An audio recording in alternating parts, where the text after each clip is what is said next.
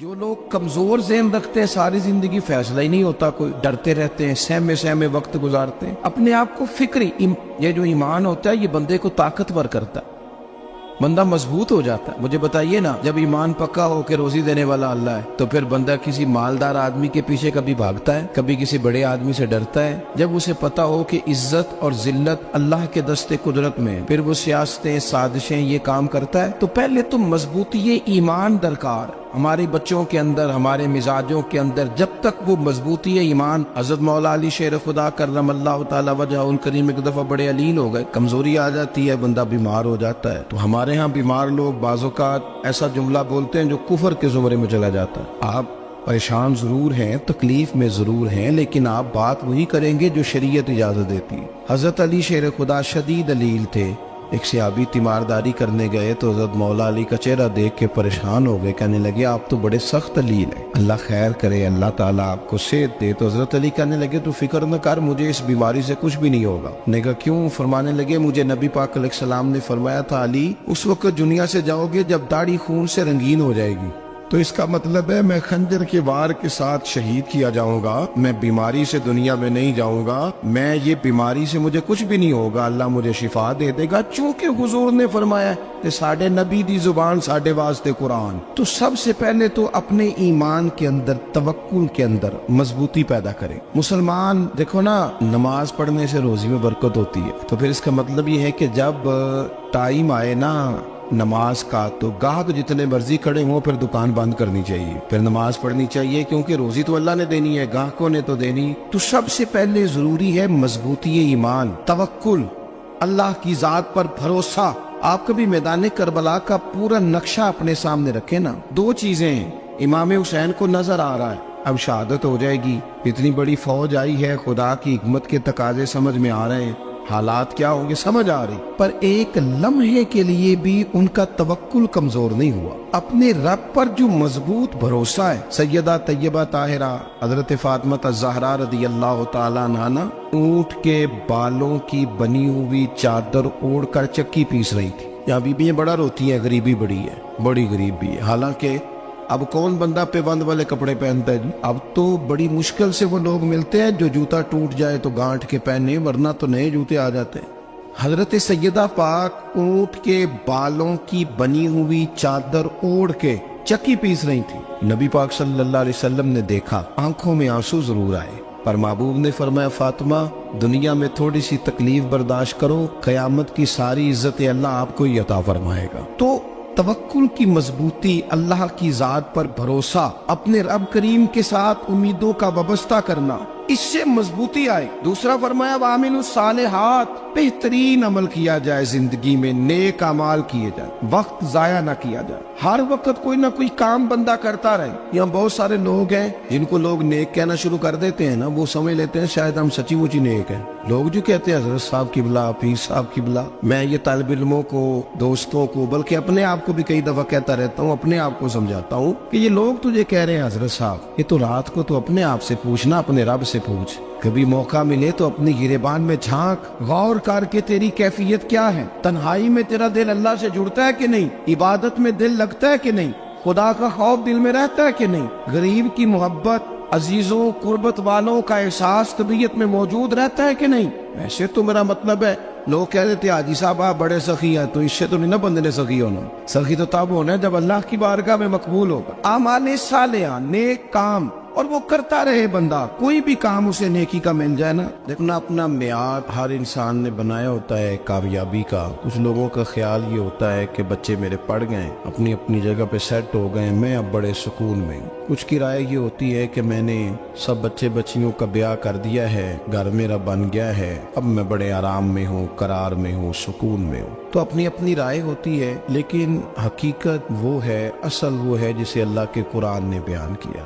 اللہ کریم نے فرمایا والعصر، اے محبوب علیہ السلام ہمیں آپ کے زمانہ مبارکہ کی قسم ہو، ان الانسان لفی خسر، فرمایا بے شک انسان خسارے میں، نقصان میں۔ اپنے تئیں کوئی دعویٰ کر لیتا ہے، آپ دیکھتے ہیں کہ بہت سارے لوگوں کے دعوے اپنے اپنے ہوتے ہیں نا۔ کسی بھی طالب علم سے آپ پوچھیں پیپر دے کے آئے تو پیپر کیسا ہوا ہے، تو کیا کہتا ہے؟ جب کینڈیڈیٹ الیکشن لڑتے ہیں تو رات کو جب وہ سوتے ہیں تو سارے جیت کے ہی سوتے ہیں، ان کو سب یہی کہتے ہیں کہ لوگ سارے تیرے ساتھ ہی ہیں. حالات یہ جتنے بادشاہ حکمران ہوتے ہیں ان کے بگڑنے کی بنیادی وجہ ہوتی ہے کہ یہ خوش فہمیوں میں مبتلا ہوتے ہیں. ہم میں سے بھی ڈھیر سارے لوگ ہیں جو خوش فہمیوں میں مبتلا ہیں. کچھ کہتے ہیں جناب ہماری نسبت بڑی تگڑی ہے.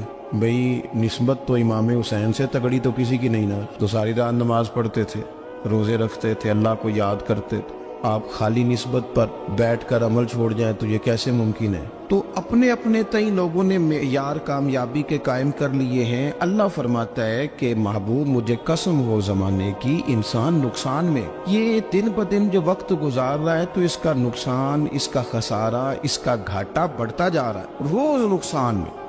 کتنا عمر کا حصہ لوگوں نے ضائع کر دیا. کتنے بہترین لوگ تھے لیکن روزی روٹی کے پیچھے وقت سارا برباد ہو گیا. یہ رزق حلال کے لیے دوڑ دھوپ ہو وہ تو بڑی بات, لیکن تکبر کے لیے اور خواہشات, بیجا خواہشات کی تکمیل کے لیے, ایک دوسرے سے آگے بڑھنے کے لیے بڑا وقت ضائع کیا لوگوں. اچھا کوئی بھی نہیں جیتا, خاندانوں میں بھی کوئی نہیں جیتا, برادریوں میں بھی کوئی نہیں جیتا, پر لڑائی ساری زندگی کی ہے. میں نے آگے گزرنا, میں نے آگے, حالانکہ کوئی کسی کو جیتنے دیتا ہی نہیں. اپنے اپنے تئیں لوگوں نے معیار قائم کیے کامیابی کے. اللہ فرماتے ہیں بے شک انسان نقصان میں ہے, لیکن جس میں 4 خوبیاں پائی جائیں اللہ کا قرآن کہتا ہے وہ بندہ کامیاب ہو. کون کون سی؟ الا الذین آمنوا. سب نقصان میں نہیں سوائے ان لوگوں کے جو ایمان لائے. سب سے پہلے کیا کرے؟ ایمان ہو اس کے پاس, مضبوط ایمان. وعملوا الصالحات, اور ایمان بھی لائے اور نیک کام بھی کرے. اور صرف نیک کام نہ کرے, وَتَوَاصَوْا بِالْحَقِّ, لوگوں کو حق بات کی نصیحت بھی کرے. اور ظاہر ہے سچ بولے گا, حق بولے گا تو بڑے لوگوں کے مفادات کو ٹھیس پہنچے گی, کچھ لوگوں کو تکلیف بھی ہوگی. تو اب جب تکلیف ہوگی تو پھر مصیبت بھی آئے گی. تو اگر حق بات کہنی ہے تو پھر کیا کرے؟ وَتَوَاصَوْا بِالصَّبْرِ, اور ایک دوسرے کو صبر کی بھی وصیت کرے. 4 چیزیں پائی جائیں, ایمان, اعمال صالحہ, حق کی نصیحت, اس رستے میں آنے والی تکلیف پر صبر. اگر یہ 4 چیزیں میسر آتی ہیں تو اللہ کا قرآن کہتا ہے بندہ کامیاب ہے. اور اگر یہ 4 چیزیں نہیں تو پھر کوئی بندہ جتنا مرضی دعویٰ کرے, جتنا مرضی شور کرے, جتنا مرضی اعلان کرے, وہ کامیاب ہو سکتا. سب سے پہلے تو اپنا ایمان پکا کرے.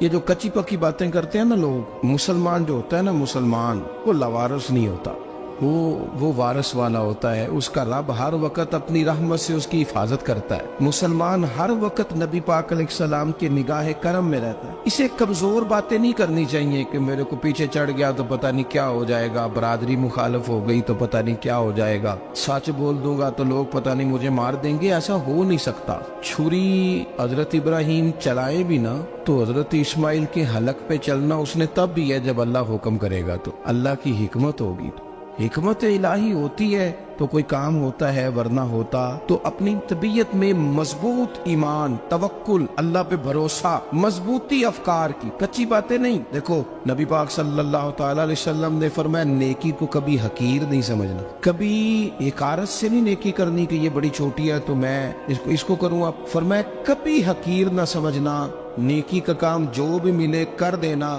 فرمایا اگر بھائی سے مسکرا کے ملو گے بنا تو اس پر بھی اللہ تمہیں صدقے کا ثواب عطا کرے گا.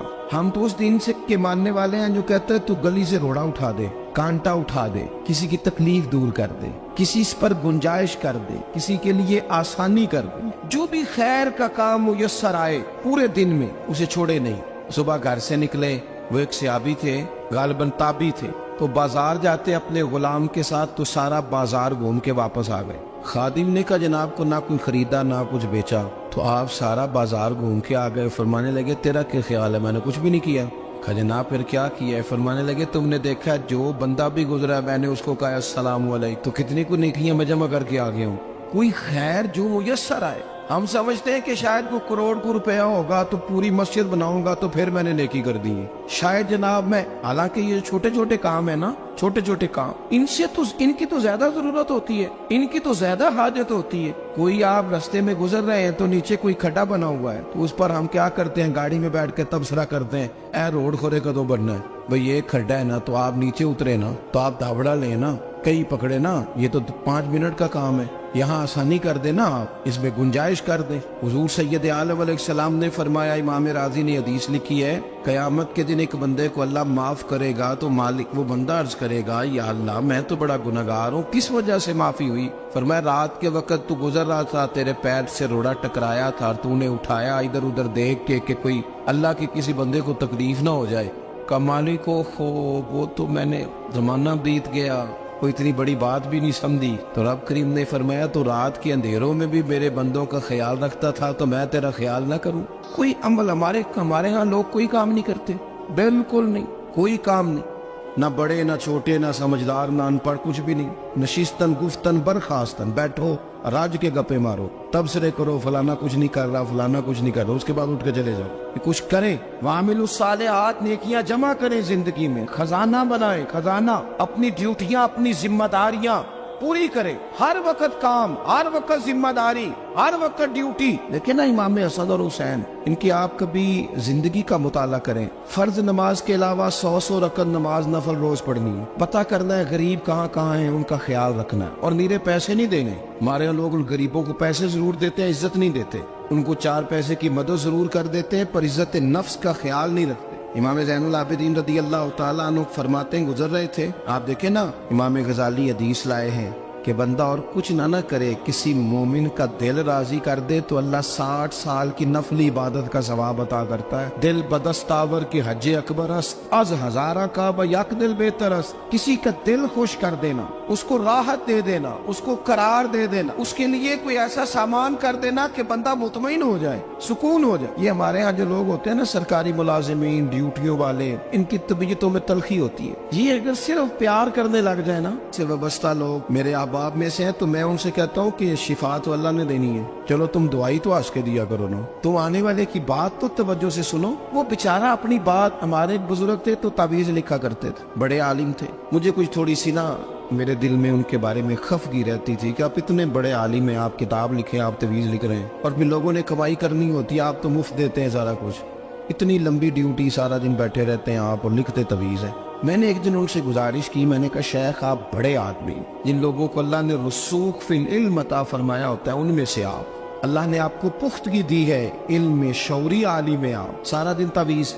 फरमाने लगे, यार मैं तवीज नहीं लिखता, असल मसला ये है कि जो तवीज लेने आता है वो अपना सारा दुख सुनाता है, तो मैं तवीज नहीं लिखता, मैं ना बस लोगों के कलेजे ठंडे करता हूँ। मैं किसी का, अब तो बच्चों के पास टाइम ही नहीं, वो तो अब्बा का दुख नहीं सुनते, तो बैठते ही नहीं। अम्मा कह रही होती है कि पुत्र को 10 मिनट मेरे पास भी बैठा कर, लेकिन पुत्र मसरूफ बड़ा, वीडियो चढ़ानी है उसने, हम उलझ गए। ये चीजें इंसान को नफ्सियाती तौर पर कमजोर कर देती हैं। जो लोग ज्यादा ये काम करते हैं उनके हाफजे कमजोर हो जाते हैं, वो उलझ जाते हैं, उन्हें पता नहीं होता रात मैंने क्या कहा था, सुबह में क्या कह रहा। हर वक्त नहीं, जरूरत के वक्त, हर टाइम नहीं, मखसूस औकात में।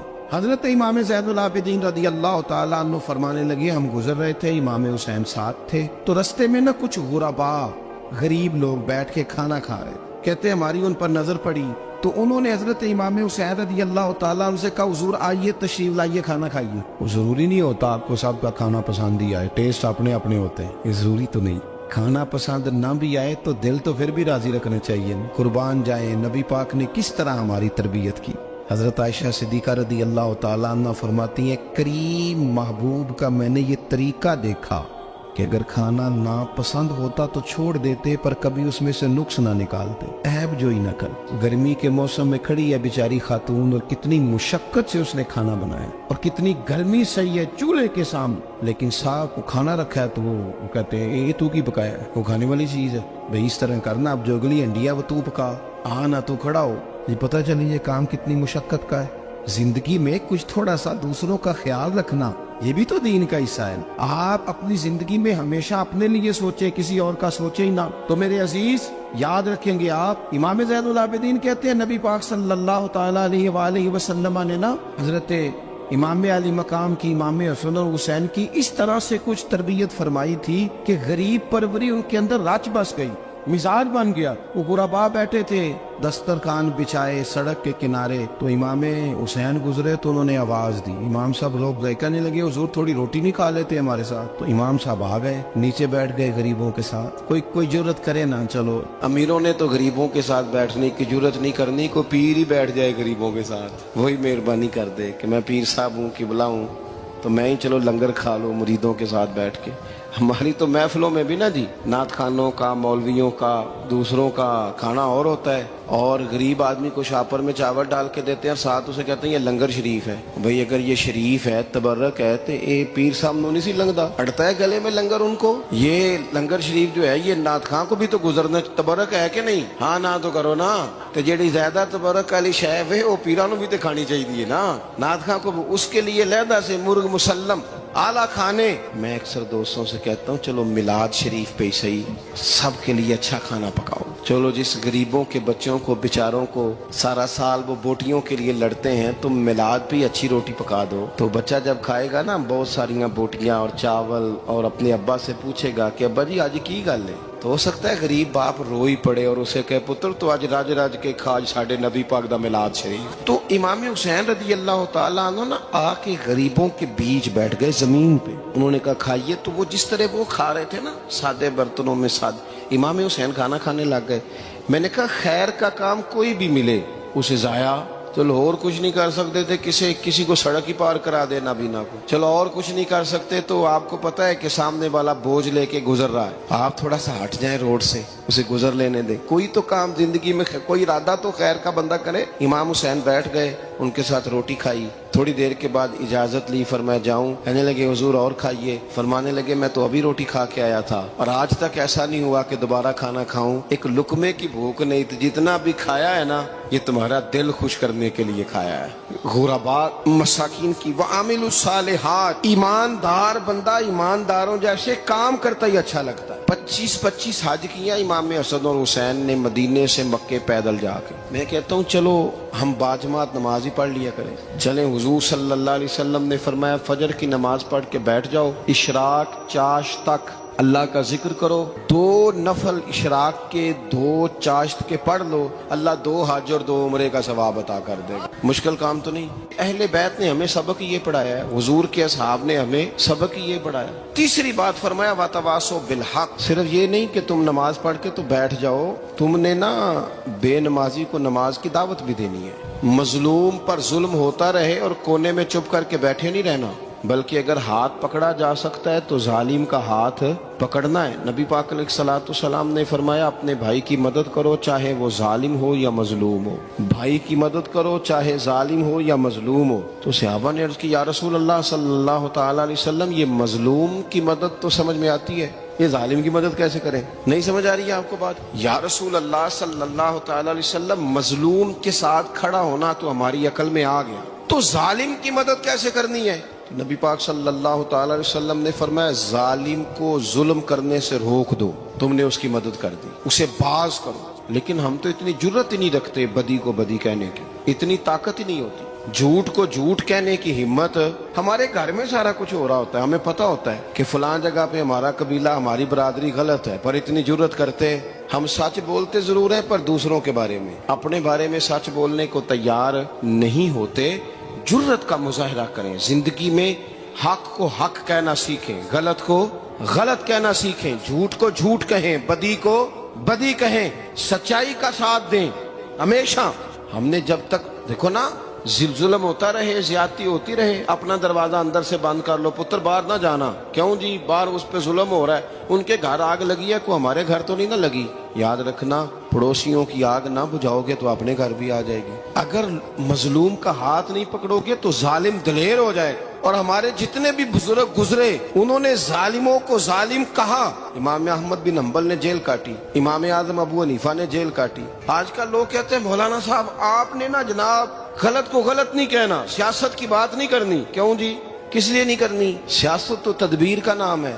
बनु इसराइल में जितनी भी तदबीर होती थी वो सारे अंबिया किया करते थे। क्यों ना बात करें, ये जिन कुर्सियों पे आज तुमने जालिमों जाबिरों को बिठाया, ये कुर्सी तो हजरत अबू बकर सिद्दीक जैसे लोगों की है, ये तो हजरत उमर जैसे लोगों की सीट है, हजरत उस्मान गनी जैसे लोगों का काम है, मौला अली जैसे लोगों का काम है। गलत जगहों पे गलत लोग बिठा दिए और फिर झूठे को झूठा भी ना कहे, जालिम को जालिम भी ना कहे। हमसे ना रकम होंगे कसीदे यजीद के, क्योंकि हम लोग तो हुसैन के सीरत निगार हैं। ये क्या बात हुई, आप सच्ची बात ही ना करें। कलीमा हक कहें, हमेशा खरी बात कहें, सच्ची, गरचे अपना नुकसान हो, हक के साथ खड़े होना सीखें। वतवासो बिल हक, सारी आसानी थी, इमाम हुसैन को कोई मसला नहीं था, आराम से बैठे थे। आज कितने मौजों में बैठे हैं, पीर साहिबान, मौलवी साहिबान, खतीब साहिबान, सियासतदान, वडेरे, मौज लगी हुई है। किसी को कुछ नहीं कहना, कुछ कहेंगे तो फिर बंदे मुखालफत करेंगे। तो इमाम हुसैन मस्जिद नबी में जुम्मा पढ़ाते थे, चुप करके बैठे रहते। हुजूर सैयद आलम अलैहिस्सलाम के मज़ार अनवर के पास बैठे थे, बैठे रहते। लेकिन इमाम हुसैन ने फरमाया, जालिम हुक्मरान बने तो वो कौमों को तकलीफ देते,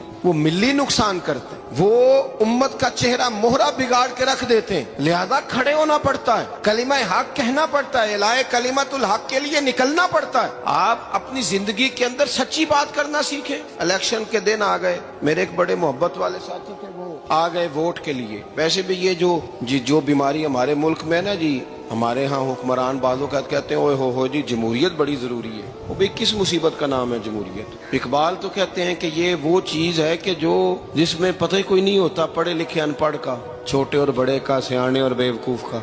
जमहूरियत वो तर्ज हुकूमत है कि जिसमें बंदों को गिना करते हैं, तोला नहीं करते रहते हो हर वक्त। कौम को उसका हक मिलना चाहिए, गरीब की मदद होनी चाहिए, इंसाफ मिलना चाहिए। बाकी ये तुम्हारी कहानियां हैं डिक्टेटरशिप और जमहूरियत, और हमें तुम्हारी समझ भी नहीं आती। हर डिक्टेटर के साथ होते हो, बातें जमहूरियत की करते हो, जहां तुम्हारा दिल करता खड़े रहते हो। हमें तो कोई इससे गरज नहीं, काम होना चाहिए। बल्कि जो लोग कुव्वत नाफजा रखते हैं उन्हें समझना चाहिए कि मुल्क की भाग दौड़ हमेशा मजबूत हाथों में रहे, और वो इस तरह का निजाम वज़ा करें, मिल बैठे सारे इदारे कि गरीब की सुनी जाए। वो मुझे बड़ी अच्छी तरह याद है, जब वो एक हुकूमत खत्म हुई और जो एक फौजी रह के गए थे 11 साल, उनकी हुकूमत आई तो मैं बाहर निकला तो एक बुजुर्ग थे, वो सुबह सुबह नाश्ता बेचा करते थे हमारे इलाके में, चावल और चने बने। तो मैंने उनसे कहा, बुजुर्गो पता लगा जी रात की हुकूमत बदल गई है। तो फरमान लगे, पुत्र जेड़ा मर्जी भी आ जाए, मैं तो या चौल बेच के रोटी खानी, हमें तो इनसे गरज ही नहीं। अल्लाह जाने कौन आया कौन गया, तो खेल तमाशा बनाया हुआ है। तो झूठे को झूठा कहे। मेरे एक दोस्त हैं, इलेक्शन लड़ते हैं, मुझे एक दफा आके कहने लगे, आपने कभी वोट नहीं डाला, इस दफा जरूर डाले। मैंने कहा नहीं डालता मैं। कहने लगे, वोट कौम की अमानत है। तो मैंने कहा, अमानत किसी बेईमान को दे दूं? अमानत तो अमानतदार को दी जाती। नहीं समझे आप बात? ये सारे कहते हैं ना वोट कौम की, तो अमानत किसको देनी चाहिए? सही बताओ। चलो हुण तुसी बोलना नहीं, बस दिल च गल रखनी, दिल च। देंदे वैसे अमानतदारा नहीं हो ना?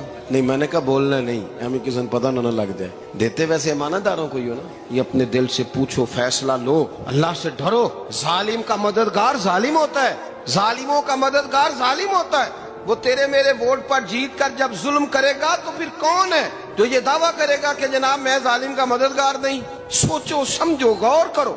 इमाम हुसैन रदी अल्लाह तआला अन्हु ने फरमाया, सच को सच कहेंगे, झूठ को झूठ कहेंगे। ये नहीं हो सकता कि जनाब जुल्म होता रहे और चुप रहे। और ये सबक कहाँ से पढ़ा उन्होंने? मौला अली शेर खुदा से। जब हजरत उस्मान गनी रदी अल्लाह तआला अन्हु पर बलवानियों ने हमला किया ना, तो चूंकि हजरत उस्मान गनी खालू थे इमाम हसन और हुसैन के, हजरत उस्मान खालू हैं, सगे खालू हैं, तो हजरत मौला अली शेर खुदा ने ये नहीं कहा कि पुत्र इतने बंदे आ गए हैं, तलवारें हैं, मुआसरा है, बाहर ना निकलना, बल्कि हजरत मौला अली ने खुद अपने दोनों बेटों को तलवारें पकड़ाई और हजरत उस्मान गनी के दरवाजे पे खड़ा करके कहा, पुत्र ख्याल रखना, तुम्हारे होते हुए कोई भी शख्स हजरत उस्मान गनी का दरवाजा ना क्रॉस कर पाए।